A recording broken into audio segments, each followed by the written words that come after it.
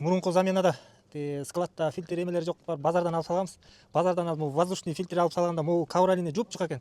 Бир айга жетпей уже трактор тартпай калды, чаң толуп калыпчы. Бул ковролин жыга эмесе да эме экен. Колуңардан келсе моундан эле саш керек. Мен ушуну эле жактырдым. Базардагы фильтр болбойт экен.